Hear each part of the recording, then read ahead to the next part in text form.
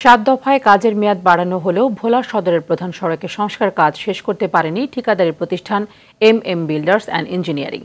অভিযোগ রয়েছে সড়ক বিভাগ থেকে ওই প্রতিষ্ঠানকে 12টি চিঠি দিয়ে সতর্ক করা হলেও সেসব আমলে নেয়নি তারা। ভোলা থেকে অমিতাভ অপুর প্রতিবেদন জানাচ্ছেন সৈয়দ মাহমুদ। ভোলা সদরের পরাণগঞ্জ থেকে চরফেশনের বাবুরহাট পর্যন্ত 94 কিলোমিটার সড়কের নির্মাণ কাজে ধীরগতির অভিযোগ উঠেছে।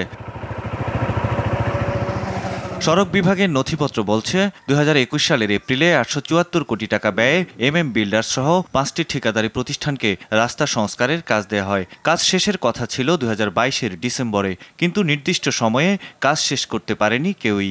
এরপর 3বার সময় বাড়িয়ে 2023-এর ডিসেম্বরে 4টি প্রতিষ্ঠান কাজ বুঝিয়ে দেয়। পরবর্তীতে আরও 4বার কাজের মেয়াদ বাড়ানো হলেও তা শেষ করতে পারেনি ঠিকাদারি প্রতিষ্ঠান এম বিল্ডার্স। অ্যাক্সিডেন্টের ভয় এবং যাতায়াত কষ্ট হয়ে যায়। কাজের তাদের ধীরগতিটার কারণে 2023 সালে 17 মার্চ আমাদের কলেজের 2 ছাত্রী অকালে প্রাণ হারান। তারা কয়েকদিন কাজ রাস্তায় করে আবার কয়েকদিন ফেলে রাখে, যেই জন্য জনগণের দুর্ভোগ। এম বিল্ডার্স এই কাজটা দীর্ঘদিন ধরে ঝুলিয়ে রাখছে।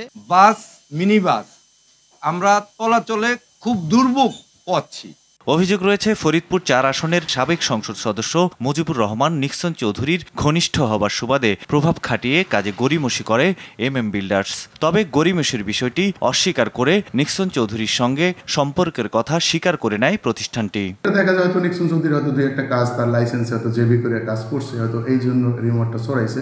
যখন আমরা শুরু করি এরপরে সিলেটে যেখান থেকে সোর্স আমাদের ম্যাটেরিয়ালসটা আসলে আনা হয়, ওখানে ঝড়ের কারণে বন্যার কারণে দীর্ঘ 6 মাস আমাদের ম্যাটেরিয়ালস এলসি বন্ধ ছিল। সবকিছু মিলিয়ে এখানে একটা বিলম্বনা। ভোলার এই রাস্তা সংস্কারে 22 ডিসেম্বর পর্যন্ত আবারও সময় দিয়েছে সড়ক ও জনপথ বিভাগ। এর মধ্যে কাজ শেষ না হলে কঠোর ব্যবস্থা গ্রহণের কথা জানান এই কর্মকর্তা।